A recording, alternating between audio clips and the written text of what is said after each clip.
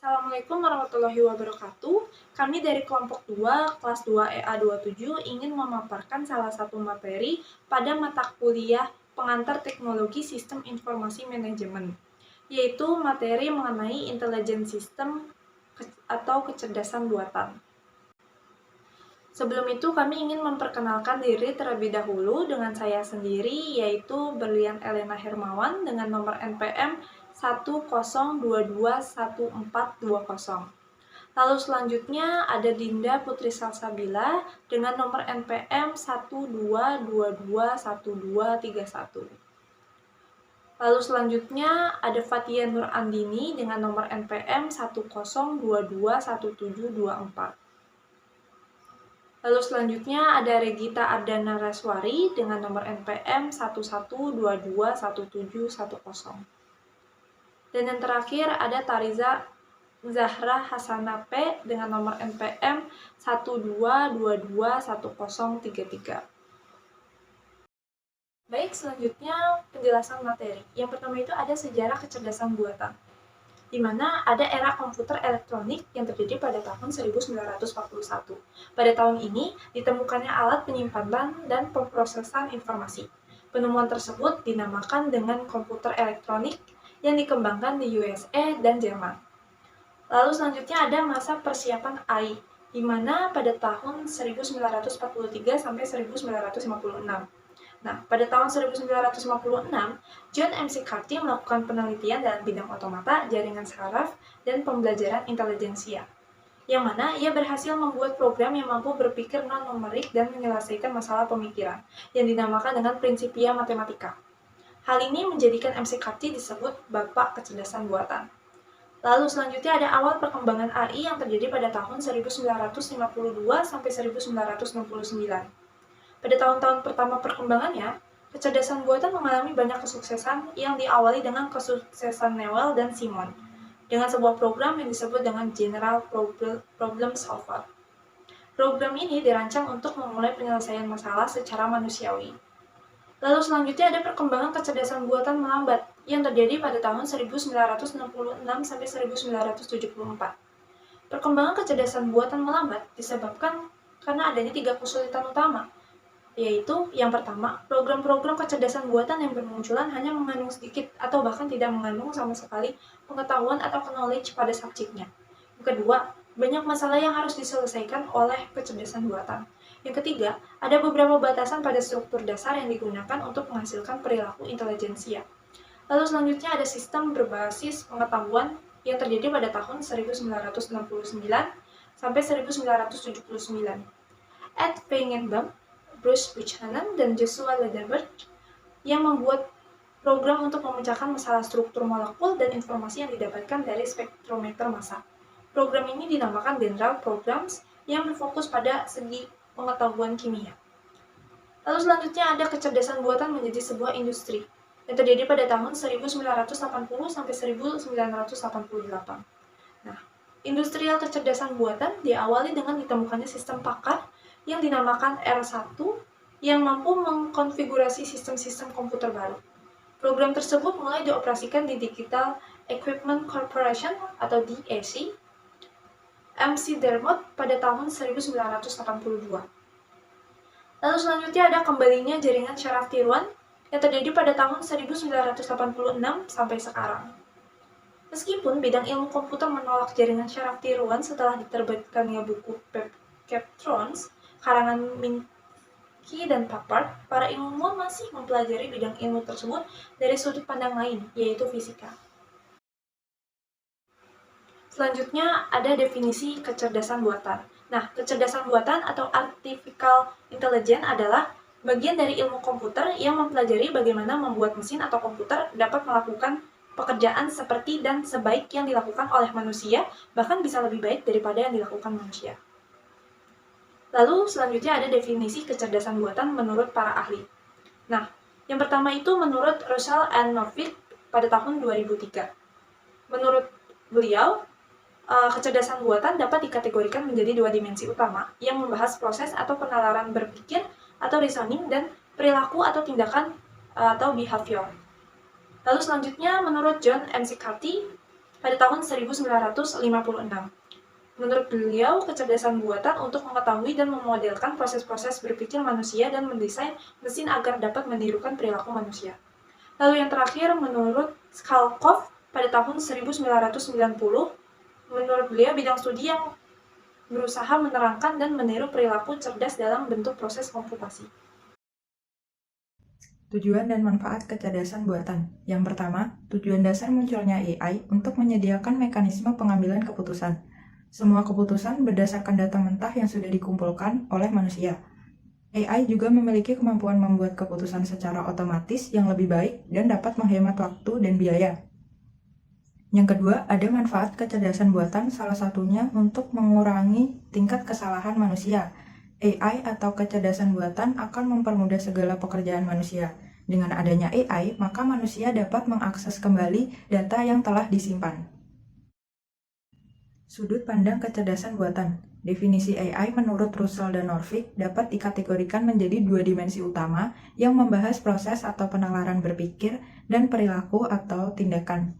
Selanjutnya, definisi AI dapat dijabarkan lagi berdasarkan kinerja dan rasionalitasnya. Keempat sudut pandang tersebut membentuk matriks definisi AI, yaitu yang pertama, sistem yang berpikir seperti manusia atau thinking humanly. Pendekatan ini dilakukan dengan dua cara, yaitu melalui introspeksi dan melalui penelitian-penelitian dari segi psikologi. Yang kedua, sistem yang bertindak seperti manusia atau acting humanly, untuk menguji apakah komputer tersebut mampu mengelabui seorang manusia atau integrator melalui komunikasi berbasis teks jarak jauh. Yang ketiga, sistem yang berpikir secara rasional atau thinking rationally. Terdapat dua masalah dalam pendekatan ini, yaitu tidak mudah membuat pengetahuan informal, lalu menyatakan dalam formal term dengan notasi-notasi logika, dan terdapat perbedaan besar antara dapat memecahkan masalah secara prinsip dan memecahkannya dalam dunia nyata. Yang keempat, sistem yang bertindak secara rasional atau acting rationally. Membuat inferensi logis merupakan bagian dari suatu rasional agen, karena untuk melakukan aksi secara rasional adalah dengan menalar secara logis. Beda kecerdasan buatan dan kecerdasan alami. Kelebihan kecerdasan buatan, yang pertama lebih bersifat permanen. Kecerdasan alami bisa berubah-ubah karena sifat manusia yang pelupa. Kecerdasan buatan tidak berubah selama sistem komputer dan program tidak mengubahnya. Yang kedua, lebih mudah diduplikasi dan disebarkan. Mentransfer pengetahuan manusia dari satu orang ke orang lain membutuhkan proses yang sangat lama dan keahlian tidak akan pernah dapat diduplikasi dengan lengkap. Jadi, jika pengetahuan terletak pada suatu sistem komputer, pengetahuan tersebut dapat disalin dari komputer tersebut dan dapat dipindahkan dengan mudah ke komputer yang lain. Yang ketiga, lebih murah. Menyediakan layanan komputer akan lebih mudah dan murah dibandingkan mendatangkan seseorang untuk mengerjakan sejumlah pekerjaan dalam jangka waktu yang sangat lama. Yang keempat, bersifat konsisten dan teliti. Karena kecerdasan buatan adalah bagian dari teknologi komputer, sedangkan kecerdasan alami senantiasa berubah-ubah. Yang kelima, dapat didokumentasi. Keputusan yang dibuat komputer dapat didokumentasi dengan mudah dengan cara melacak setiap aktivitas dari sistem tersebut. Kecerdasan alami sangat sulit untuk direproduksi. Yang keenam, dapat mengerjakan beberapa task lebih cepat dan lebih baik dibanding manusia. Selanjutnya saya akan menjelaskan tentang kelebihan kecerdasan alami. Yang pertama itu ada kreatif, yang kedua itu menggunakan pengalaman atau pembelajaran secara langsung, dan yang terakhir, pemikiran manusia dapat digunakan secara luas. Pertama-tama saya akan menjelaskan apa itu kreatif, yaitu manusia memiliki kemampuan untuk menambah pengetahuan, sedangkan pada kecerdasan buatan, untuk menambah pengetahuan itu harus dilakukan melalui sistem yang dibangun. Yang kedua itu memungkinkan orang untuk menggunakan pengalaman atau pembelajaran secara langsung, sedangkan pada kecerdasan buatan itu harus mendapat masukan berupa input-input simbolik. Jadi karena ini bersifat kecerdasan secara alami, maka seseorang itu melakukan pengalaman pertama kalinya dan didapatkan pembelajaran secara langsung untuk pertama kalinya juga. Yang ketiga itu pemikiran manusia dapat digunakan secara luas. Jadi maksudnya itu menggunakan fokus yang luas sebagai referensi untuk pengambilan keputusan, sedangkan kecerdasan buatan itu menggunakan fokus yang sempit. Oke, selanjutnya saya akan menjelaskan tentang faktor pendorong perkembangan kecerdasan buatan. Yang pertama itu ada pesatnya perkembangan teknologi perangkat keras. Hampir semua aplikasi kecerdasan buatan dalam memerlukan perangkat keras yang memiliki kecepatan daya tampung yang tinggi, walaupun hanya menjalankan perangkat lunak kecerdasan buatan yang paling sederhana sekalipun. Di samping itu, harga perangkat keras yang dengan kemampuan lebih juga memiliki harga yang relatif murah. Yang kedua itu ada pengembangan perangkat lunak kecerdasan buatan. Kata lain dari ini yaitu alat pemrograman baru yang lebih canggih, sudah banyak dikembangkan dan dipasarkan secara luas, termasuk bahasa khusus kecerdasan buatan. Dan yang ketiga itu ada perkembangan khusus komputer pribadi atau personal komputer atau PC. Sekarang itu sudah banyak orang yang menggunakan komputer mikro atau mikrokomputer, khususnya komputer pribadi baik di sekolah, perusahaan, atau bahkan di rumah, yang menyebabkan permintaan mereka akan perangkat lunak yang lebih unggul untuk pekerjaan mereka. Yang keempat itu ada turut andilnya para investor dalam mendanai penelitian dan pengembangan teknologi kecerdasan buatan. Hal ini mengakibatkan terjadinya semacam tekanan di kalangan masyarakat kecerdasan buatan untuk berlomba-lomba dalam mempercepat dan langkah penelitiannya dan segera memproduksi kecerdasan buatan dalam waktu yang singkat. Selanjutnya saya akan menjelaskan tentang kedudukan ilmu kecerdasan buatan. Kecerdasan dibuat untuk dimasukkan ke dalam suatu mesin atau komputer supaya bisa melakukan pekerjaan seperti yang bisa dikerjakan manusia. Karena itu, kecerdasan buatan harus didasarkan pada yang pertama, yaitu prinsip-prinsip teoretikal, yaitu algoritma yang diperlukan dalam penerapan pengetahuan itu. Yang kedua, teknik-teknik bahasa dan pemrograman yang dipakai dalam implementasinya, dan yang ketiga yaitu serta terapan yang menyangkut struktur data yang digunakan dalam representasi pengetahuan atau knowledge representation.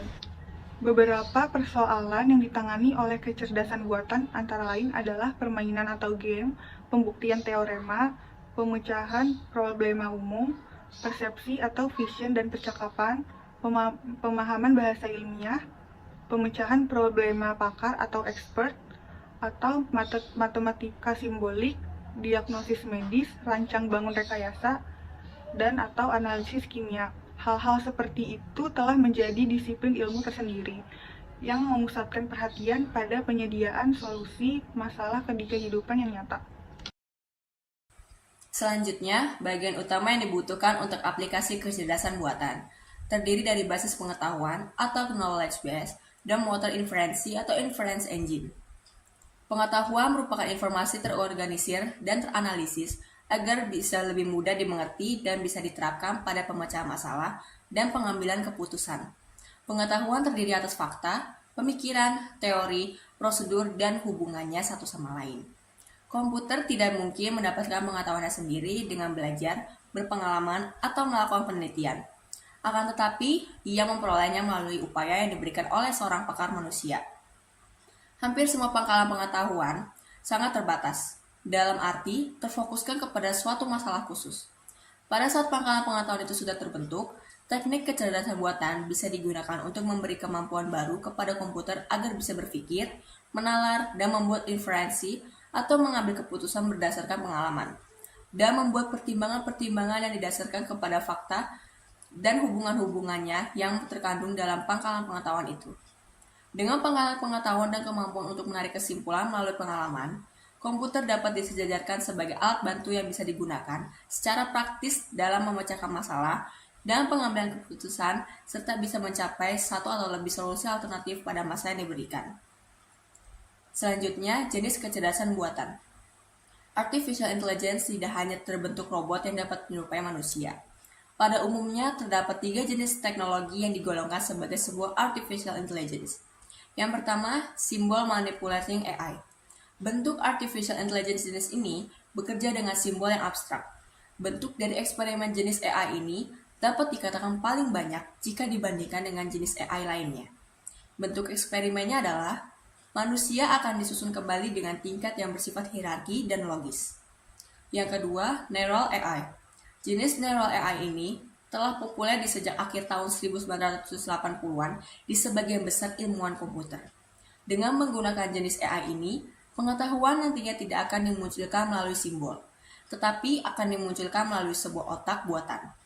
Pengetahuan yang telah terkumpul akan dibagi menjadi neuron dan setelah itu akan dikoneksikan menjadi beberapa kelompok. Yang ketiga, neural networks. Jenis dari neural networks bekerja dengan lapisan yang saling terhubung melalui simulasi. Pada bagian atas lapisan adalah lapisan input yang dapat berfungsi sebagai sensor. Sensor ini dapat berguna sebagai penerima informasi yang nantinya akan diproses ke sistem. Di bagian paling bawah pada neural networks terdapat lapisan output yang memiliki jumlah neuron sangat sedikit. Selanjutnya, bidang aplikasi kecerdasan buatan. Sistem cerdas yang banyak dikembangkan saat ini adalah sistem pakar atau expert system, yaitu program konsultasi yang mencoba menirukan proses penalaran seorang pakar atau ahli dalam memecahkan masalah yang rumit. Sistem pakar merupakan aplikasi AI yang paling banyak, lebih detail tentang sistem pakar dan diberikan dalam bab berikutnya. Kemudian pemrosesan bahasa alami atau Natural Language Processing, yang memberi kemampuan pengguna komputer untuk berkomunikasi dengan komputer dalam bahasa mereka sendiri atau bahasa manusia. Sehingga komunikasi dapat dilakukan dengan cara percakapan ahli-ahli menggunakan perintah yang biasa digunakan dalam bahasa komputer biasa. Di bidang ini dibagi menjadi dua, yaitu pemahaman bahasa alami, yang mempelajari metode yang memungkinkan komputer mengerti perintah yang diberikan dalam bahasa manusia biasa. Dengan kata lain, komputer dapat memahami manusia. Yang kedua, pembangkitan bahasa alami, sering disebut juga sintesa suara, yang membuat komputer dapat membangkitkan bahasa manusia, sehingga manusia dapat memahami komputer secara mudah. Selanjutnya, pemahaman ucapan atau suara, speech or voice understanding, adalah teknik agar komputer dapat mengenali dan memahami bahasa ucapan. Proses ini mengizinkan seseorang berkomunikasi dengan komputer dengan cara berbicara kepadanya. Istilah pengenalan suara mengandung arti bahwa tujuan utamanya adalah mengenai kata yang diucapkan tanpa harus tahu artinya, di mana bagian itu merupakan tugas pemahaman suara. Secara umum prosesnya adalah usaha untuk menerjemahkan apa yang diucapkan seorang manusia menjadi kata-kata atau kalimat yang dapat dimengerti oleh komputer. Selanjutnya, sistem sensor dan robotika. Sistem sensor seperti sistem visi dan pencitraan, serta sistem pengolahan sinyal, merupakan bagian dari robotika. Sebuah robot yaitu perangkat elektromekanik yang diprogram untuk melakukan tugas manual. Tidak semuanya merupakan bagian dari AI. Yang terakhir adalah komputer visi atau computer vision, merupakan kombinasi dari pencitraan, pengolahan citra, pengenalan pola, serta proses pengambilan keputusan. Tujuan utama dari komputer visi adalah untuk menerjemahkan suatu pemandangan. Komputer visi baik dipakai dalam kendali kualitas produk industri. Selanjutnya, saya akan menjelaskan tentang fondasi ilmu kecerdasan buatan. Ilmu kecerdasan buatan merupakan kontribusi dari berbagai disiplin ilmu, bukan hanya di bidang komputer saja. Fondasi ilmu yang membentuk kecerdasan buatan yaitu satu, ada filsafat. Di dalam filsafat ini, kecerdasan buatan itu sebagai pikiran adalah seperti mesin. Lalu yang kedua, menggunakan pengetahuan untuk mengoperasikan sesuatu. Dan yang ketiga, pemikiran digunakan untuk mengambil tindakan. Selanjutnya di bidang matematika. Di bidang matematika sendiri itu digunakan untuk memanipulasi pernyataan logis. Lalu yang kedua untuk memahami perhitungan serta penalaran algoritma. Lalu yang ketiga di bidang ekonomi. Di bidang ekonomi sendiri itu untuk pengambilan keputusan untuk memaksimalkan hasil yang diharapkan. Selanjutnya di bidang neuroscience atau ilmu saraf, yaitu digunakan untuk studi tentang sistem saraf serta bagaimana otak memproses informasi. Selanjutnya ada di bidang psikologi. Nah, di ilmu psikologi ini digunakan sebagai ilmu kognitif dan manusia serta hewan adalah mesin pengolah informasi. Kemudian selanjutnya itu di teknik komputer. Teknik komputer sendiri itu menyediakan alat atau artefak untuk aplikasi AI. Selanjutnya ada teori kontrol. Di dalam teori kontrol sendiri itu untuk merancang perangkat yang bertindak optimal berdasarkan umpan balik dari lingkungan. Selanjutnya di bidang bahasa. Di bidang bahasa sendiri itu bagaimana bahasa berhubungan dengan pikiran, knowledge representation language, dan natural language processing. Selanjutnya saya akan membahas permasalahan yang diselesaikan oleh kecerdasan buatan. Mula-mula, hal yang digeluti oleh kecerdasan buatan adalah pembuktian teorema dan permainan atau game. Misalnya Newell, ahli teori logika, berusaha untuk membuktikan teorema-teorema matematika, dan Samuel yang membuat program permainan catur. Kemudian, para periset kecerdasan buatan terus mengembangkan berbagai teknik baru untuk menangani sejumlah besar persoalan, termasuk persepsi, pemahaman bahasa alamiah, dan problema. Permasalahan yang ditangani oleh kecerdasan buatan adalah satu, pembuktian teorema atau teorema proving, misalnya MA untuk tugas-tugas matematika. Yang kedua, permainan atau game seperti chess, stick, dan tek-two. Serta yang ketiga ada pemecahan masalah umum, yaitu general problem solving, misalnya pengambilan keputusan otomatis dan pemodelan kinerja manusia. Selanjutnya ada persepsi atau perception, atau vision, dan percakapan atau conversation. Lalu yang kelima ada pemahaman bahasa alamiah atau natural language, misalnya Eliza yang dapat memberikan saraf psikologis. Lalu yang keenam ada pengenalan pola atau pattern recognition, seperti pengolahan citra digital untuk kebutuhan ramalan cuaca, fotokopi, monitor TV, dan sebagainya. Lalu yang ketujuh ada pemecahan masalah pakar atau expert, mencakup bidang matematika simbolik, diagnosis medis, rekayasa rancangan bangunan, dan analisis kimia. Lalu yang kedelapan ada pembuatan perangkat lunak otomatis atau automate software generation.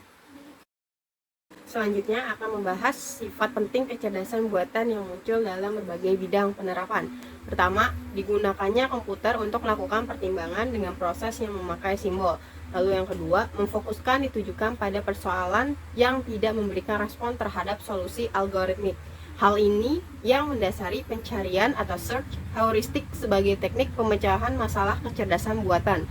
Lalu yang ketiga, ada usaha yang dilakukan lebih ditunjukkan untuk menangkap dan memanipulasi sifat-sifat kualitatif penting dari suatu situasi daripada metode numerik. Lalu yang keempat ialah usaha yang dilakukan adalah untuk menangani arti-arti semantik dan bentuk sintaksis. Lalu yang kelima, ada jawaban yang diberikan tidaklah eksak atau optimal, namun lebih bersifat cukup atau sufficient. Ini merupakan hasil penting dalam metode pemecahan masalah heuristik pada situasi di mana hasil yang eksak atau optimal akan berharga, terlalu mahal atau tidak mungkin dilakukan. Lalu yang keenam ada penggunaan sejumlah besar pengetahuan khusus dalam memecahkan persoalan. Ini merupakan dasar bagi sistem pakar. Lalu yang ketujuh, menggunakan pengetahuan tingkat meta atau meta level untuk mempengaruhi pengendalian lebih canggih dari strategi pemecahan masalah. Meskipun hal ini merupakan persoalan yang sangat sulit dan hanya ditunjukkan pada sejumlah kecil sistem, namun muncul sebagai objek riset yang penting. Sekian presentasi dari kelompok kami, kurang lebihnya mohon maaf. Wassalamualaikum warahmatullahi wabarakatuh.